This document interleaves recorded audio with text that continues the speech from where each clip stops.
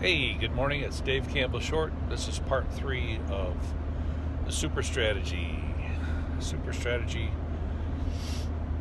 But the first part was, let's see, we got kleptocrats versus the superpower, right? Part 2 was we identified that the good guys build and the bad guys destroy, right? Talked about the value chain, the American value chain in part 2, and how the outcomes of a super strategy has good impacts, good outcomes on the value chain, which empowers the people, which lifts the people up, which brings freedom, right, and justice for all. And then we showed that the kleptocrats, with their destructive strategy, they damage the value chain. They don't care about our personal freedoms, and they simply look to increase their own wealth through murder, theft, collusion, white-collar crime, etc. So this is going to be about, this third episode is going to break down the strategy that we're currently involved in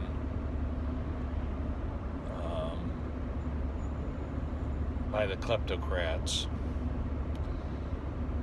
We're going to show the players the tools they're using and then the actual outcomes.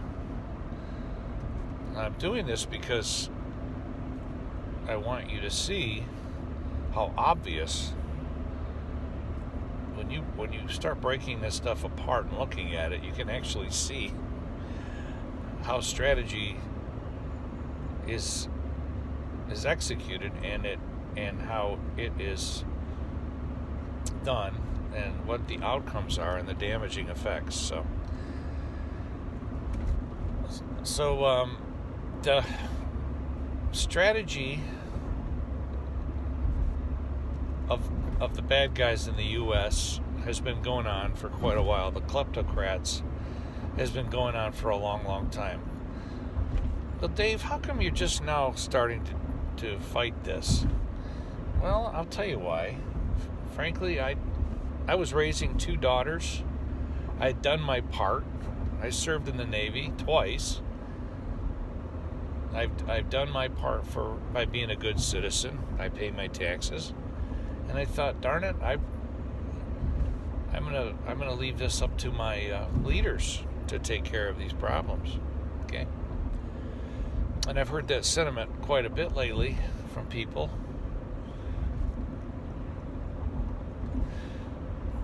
So that's why I have to get involved now, because actually I'm one of the, I don't know of anybody else who's arriving at the same conclusions.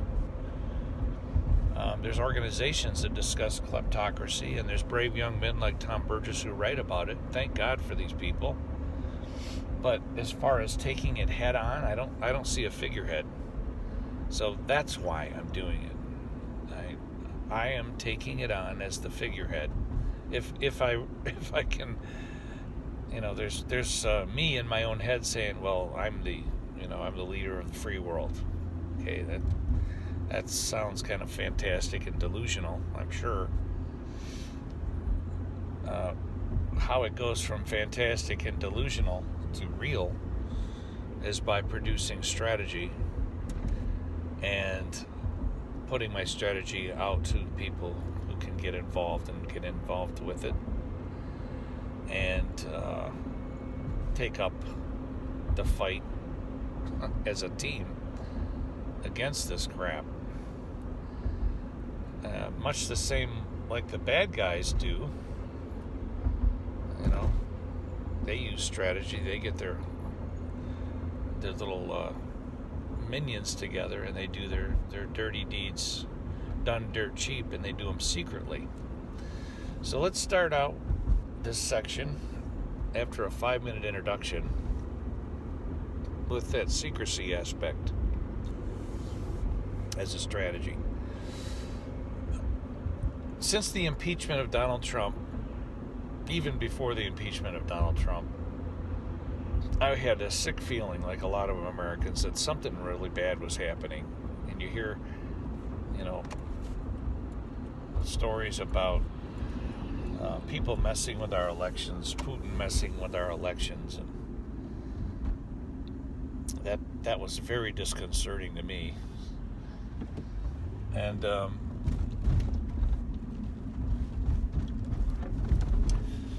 it kept getting worse. And when Trump got impeached, it was shortly thereafter, Kobe Bryant helicopter crash. Shortly thereafter, a pandemic news started to hit the airwaves. Sporting events were canceled.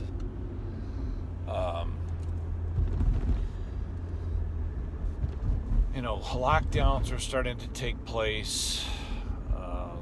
After that, there was racial riots being sparked. There were some shootings. There were some killings. And all through the year, this progression of events, of bad news, it just resonated to me as psychological warfare being executed by a brilliant enemy strategy. Now, there are lots of people who think that, okay? And I think it's true. I think that, why would they do that, Dave? What's the outcome they're looking for? Well, the outcome they're looking for, folks, is any enemy, when they want to come into your country, they don't just want to divide the people. That's an objective of psychological warfare. They want to get you to distrust your government. They want you to be in fear and terror. But the reason for that, the outcome, is to devastate your economy. In the Kleptocrat playbook, it's always about money. Thieves want to take money that they can take by not having to work very hard for. Well, Dave, it sounds like they're working really hard to put this long-term strategy together. Yeah. You know why? Because America has been the police force of the world for years. We've been projecting our sea power. When I was in the Navy, we called it sea power projection. We safely watched over the transport of shipping lanes. So you can do that. You have that kind of power, and you're talking about a lot of money. Well, the phenomenon recently has been kleptocrats and people making millions and billions of dollars on the internet, on stocks. These stocks are being more easily subject to insider trading and collusion because of the network of the kleptocrats. So, Dave, you got quite a theory there. It's really not even a theory anymore, guys. It's not a conspiracy theory. It's an actual reality. It's a reality. It's happening. So, the enemy strategy has been to, just like out of any PSYOPs manual,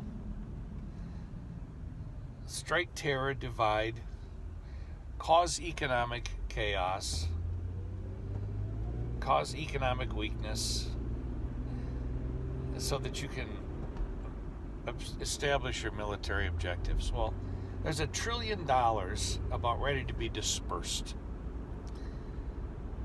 Now, people have done the math on the trillions of dollars before. And do you know how much money that is per citizen in the United States? It would make everybody comfortable for the rest of their life, okay? That figure is mind-blowing. You know where that's going, though? It's not going to the people of the United States. It's going to corporations, shell corporations.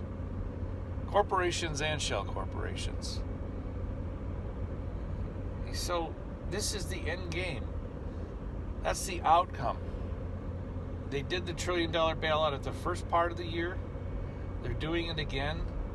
We've seen no real improvement on the pandemic. In fact, the fact to me that no corporations have stepped up to make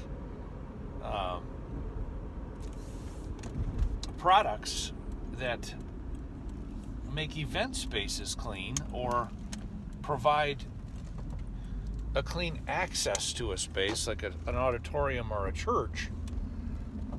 That would be a very simple thing. You could test. When I go to the gym, they test me for my temperature. I go to the doc, they test me for my temperature. But I don't have a fever, they let me in. That's a very simple fix for having being able to go to church and being able to go to sporting events, isn't it? Just having a booth or something like that set up before you go into the building and you get tested. But that in itself, why that hasn't happened, tells me that there is a benefit, a monetary benefit, for shutting down the economies all over the world. And it's easy to figure out. When you can get small and medium businesses to fail, sorry, I'm parked now, I'll get my camera up here. When you can get large and small industries to fail, and you're a colluding multinational who is working with oligarchs to manipulate markets, you have hit the jackpot when you can make a whole country sit still. Because once those small and mediums fail, and even some of the large ones fail, the people with all the marbles and all the money, what do they get? They get more money, and they get deregulation, and they get zero taxes, less and less taxes. That's the whole game, guys. So that's their strategy. Next video, I'll talk about our strategy, the superpower strategy. All right? The strategy for the kleptocrats is more money by underhanded, colluding, murdering ways. So there you go. You know, I was accused the other day of giving dissertations.